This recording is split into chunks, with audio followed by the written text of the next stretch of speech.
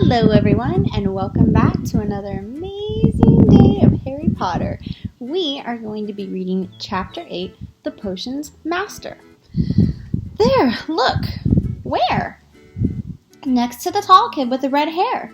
Wearing the glasses? Did you see his face? Did you see his scar? Whispers followed Harry from the moment his dormitory to the next day. People lining up outside the classroom stood on tiptoe just to get a look at him, or doubled back to pass him in the corridors again staring. Harry wished they wouldn't, because he was trying to concentrate on finding his way to his classes. There were 142 staircases at Hogwarts, wide, sweeping ones, narrow, rickety ones, some that led somewhere different on a Friday, some with some with a vanishing step halfway up that you had to remember to jump.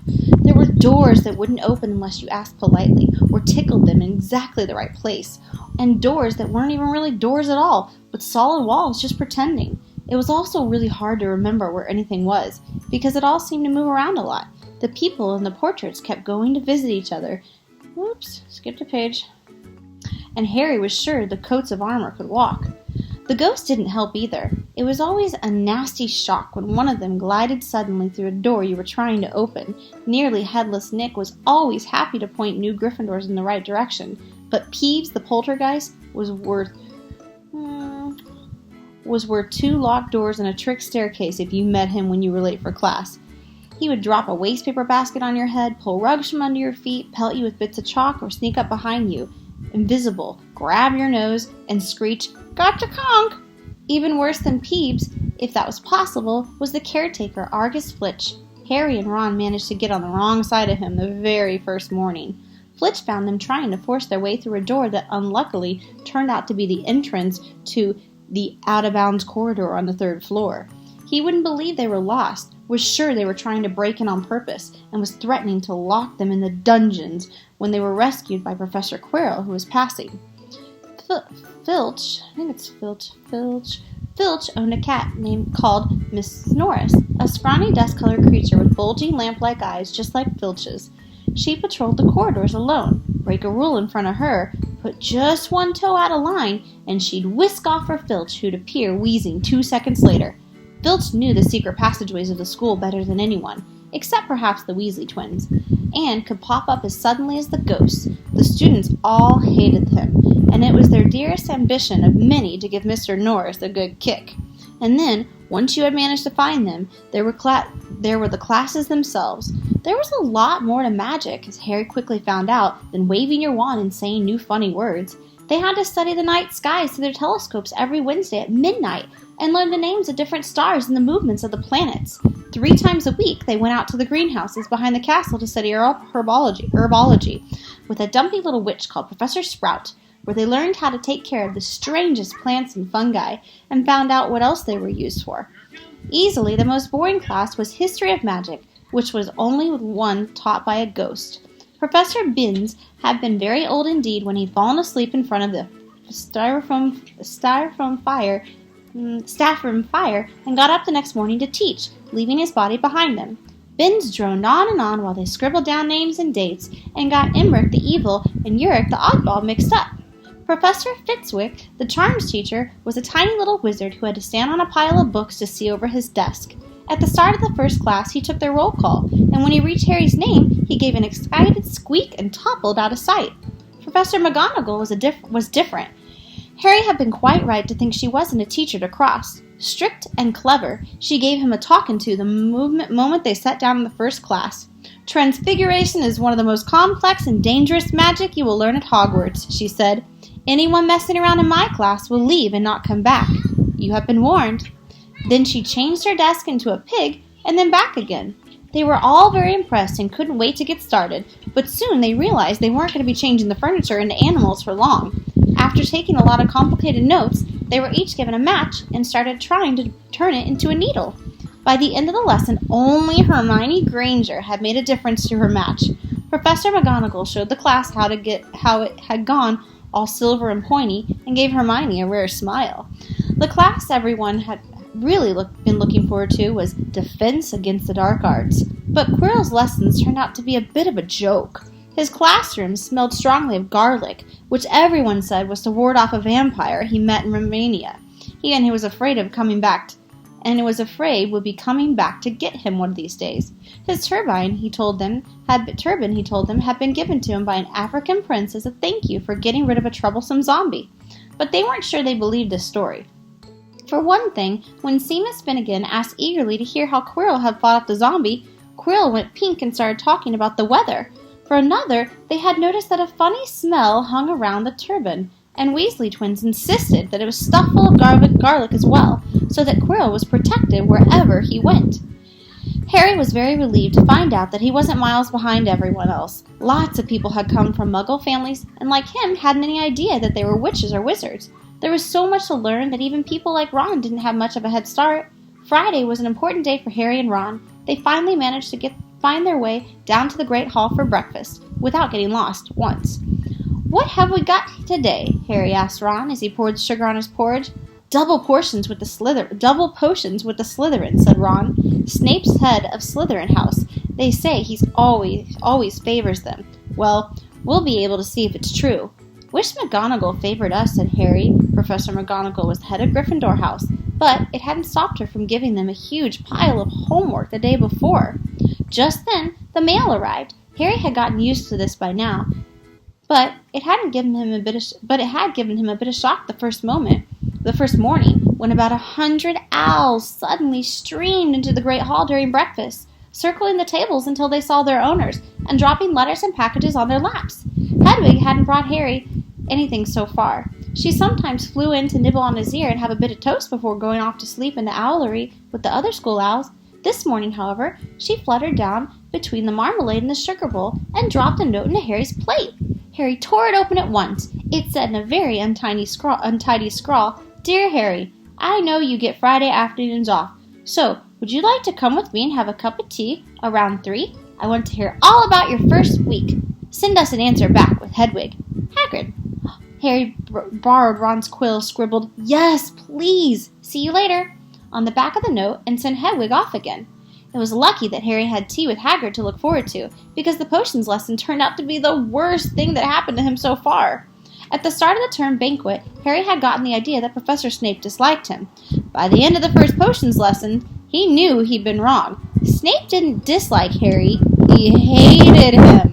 Potions lessons took place down in one of the dungeons. It was colder here than in the main castle, and would have been quite creepy enough without pickled animals floating in glass jars all around the walls. Snape, like Flitwick, started the class by taking the roll call, and like Flitwick, he paused at Harry's name. "Ah, yes," he said softly. "Harry Potter, our new celebrity." Draco Malfoy and his friends Crabbe and Goyle sniggered behind their hands. Snape finished calling the names and looked up at the class. His eyes were black like Hagrid's, but they had none of Hagrid's warmth. They were cold and empty and made you think of dark tunnels. "You are here to learn the subtle science and exact art of potion making," he began. He spoke in barely more than a whisper, but they caught every word. Like Professor McGonagall, Snape had a gift of keeping the class silent without even an effort. "As there is little foolish wand-weaving here, many of you will hardly believe this is magic. I don't expect you will really understand the beauty of this softly simmering cauldron with its shimmering fumes, and the delicate powder of liquids that creep through the human's veins, bewitching the mind, ensnaring the senses. I can teach you how to bottle fame, brew glory, even stopper death, if you aren't as big a bunch of dunderheads as I usually have to teach." More silence followed this speech. Harry and Ron exchanged looks with raised eyebrows. Hermione Granger was on the edge of her seat and looked desperate to start proving that she wasn't a dunderhead. "Potter," said Snape suddenly, "what would I get if I added powder of root and asphodel to an infusion of wormwood?" "Powder root of what? To an infusion of what?" Harry glanced at Ron, who looked as stumped as he was. Hermione's hand shot up in the air. I don't know, sir," said Harry. Snape's lips curled into a sneer. "Tut, tut. Fame clearly isn't everything." He ignored Hermione's hand. "Let's try it again, Potter. Where would you look if I told you to find me a bezoar?" Hermione stretched her hand high in the air as if it would go without leaving her seat. But Harry didn't have the faintest idea what a bezoar was. He tried not to look at Malfoy, Crabbe, and Goyle, who were shaking with laughter. I don't know, sir." "Thought you wouldn't open a book before coming, eh, Potter?" Harry forced himself to keep looking straight into the cold eyes. He had looked through his books at Dursley's, but did Snape expect him to remember everything in 1,000 magical herbs and fungi? Snape was still ignoring Hermione's quivering hand. What is the difference, Potter, between Monkshood and Wolfsbane? At this point, Hermione stood up, her hand stretching toward the dungeon ceiling. I don't know, said Harry quietly. I think Hermione does, though. Why don't you try her? A few people laughed. Harry caught Seamus's eye, and Seamus winked. Snape, however, was not pleased. Sit down, he snapped at Hermione. For your information, Potter, Asporodol and Wormwood make a sleeping potion so powerful it's known as the Draught of Living Death. A bezoar is a stone taken from the stomach of a goat, and it will save you from most poisons. As for Monkshood and Wolfsbane, they are the same plant, which also goes by the name of aconite? Well, why aren't you copying all that down? There was a sudden rummaging of quills and parchment. Over the noise, Snape said, and a point will be taken from Gryffindor house for your cheek, Potter. Things didn't improve for Gryffindors as the potions lesson continued. Snape put them all in pairs and set them up to mixing a simple potion to cure boils. He swept around his long black cloak, watching them weigh dried nettles and crush snake fangs, criticizing almost everyone except Malfoy, whom he seemed to like. He was just telling everyone to look at the perfect way Malfoy had stewed his horned slugs when clouds of acid green smoke and a loud hissing filled the dungeon. Neville had somehow managed to melt Seamus's cauldron into a twisted blob, and their potion was seeping across the stone floor, burning holes into people's shoes. Within seconds, the whole class was standing on their stools, while Neville, who had been drenched in the potion when the cauldron collapsed, moaned in pain as angry red boils sprang up all over his arms and legs. Ugh, you idiot boy, snarled Snape, clearing the spilled potion away with one wave of his wand. I suppose you added porcupine quills before taking the cauldron off the fire. Neville whimpered as the boils started to pop up all over his nose. Take him to the hospital wing, Snape spat at Seamus. Then he rounded on Harry and Ron, who had been working next to Neville. You, Potter, why didn't you tell him not to add the quills? Thought he'd make you look good if he got it wrong, did you? That's another point you've lost for Gryffindor. This was so unfair that Harry opened his mouth to argue, but Ron kicked him behind the cauldron. Don't push it, he muttered. I've heard Snape can turn very nasty. As they climbed the steps of the dungeon an hour later, Harry's mind was racing and his spirits were low. He'd lost 2 points for Gryffindor in his very first week. Why did Snape hate him so much? Cheer up, said Ron. Snape's always taking points off Fred and George. Can I come meet Hagrid with you? At 5 to 3, they left the castle and made their way across the grounds. Hagrid lived in a small wooden house on the edge of the Forbidden Forest. A crossbow and a pair of galoshes were outside the front door. When Harry knocked, he heard a frantic scrabbling from the inside and several booming barks. Then Hagrid's voice rang out, saying, Back! Back, Fang! Back! Hagrid's big hairy face appeared in the crack as he pulled open the door. Hang on, he said. Back, Fang! He let them in, struggling to keep a hold on the collar of an enormous boarhound. There was only room inside. Hams and pheasants were hanging from the ceiling. A copper kettle was boiling on an open fire in the corner, and in the corner stood a massive bed with a patchwork quilt over it. Make yourselves at home, said Hagrid, letting go of Fang, who bounded straight at Ron and started licking his ears. Like Hagrid, Fang was clearly not as fierce as he looked. This is Ron, Harry told Hagrid, who was pouring boiling water into a large teapot and putting rock cakes on a plate. Another Weasley, eh? Said Hagrid, glancing at Ron's freckles. I spent half my life chasing your twin brothers away from the forest. The rock cakes were shapeless lumps with raisins that almost broke your teeth, but Harry and Ron pretended to be enjoying them as they told Hagrid about their first lessons. Fang rested his head on Harry's knee and drooled all over his robes. Harry and Ron were delighted to hear Hagrid call Filch that old git. And as for that cat, Mrs. Norris, I'd like to introduce her to Fang sometime. Do you know every time I go up there to school she follows me everywhere? Can't get rid of her. Filch puts her up to it. Harry told Hagrid about Snape's lesson. Hagrid, like Ron, told Harry not to worry about it, that Snape liked hardly any of the students. But he seemed to really hate me. Rubbish, said Hagrid. Why should he? Yet Harry couldn't help thinking that Hagrid didn't quite meet his eyes when he said that. How's your brother Charlie? Hagrid asked Ron. I like him a lot. Great with animals. I liked him a lot. Great with animals. Harry wondered if Hagrid had changed the subject on purpose. When Ron told Hagrid all about Charles's work with the dragons, Harry picked up a piece of paper that was laying on a table under a tea cozy. It was a cutting from the Daily Prophet. Gringotts break-in, latest. Investigations continue into the break-in at the Gringotts on 31st of July, wildly to believe the work of the dark wizards or witches, unknown. Gringotts goblins today insisted that nothing had been taken. The vault was searched and in fact had been emptied the same day, but we're not telling you what was in there. So keep your noses out if you know what's good for you, said the Gringotts spokesgoblin this afternoon.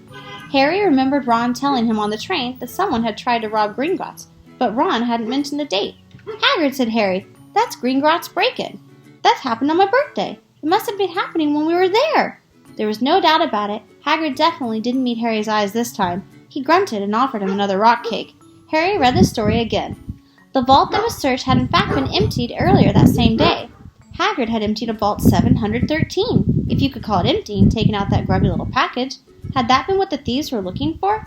As Harry and Ron walked back to the castle for dinner, their pockets weighed down with rock cakes. They'd been too polite to refuse. Harry thought that none of the lessons he'd had so far had given as much to think about as tea with Hagrid.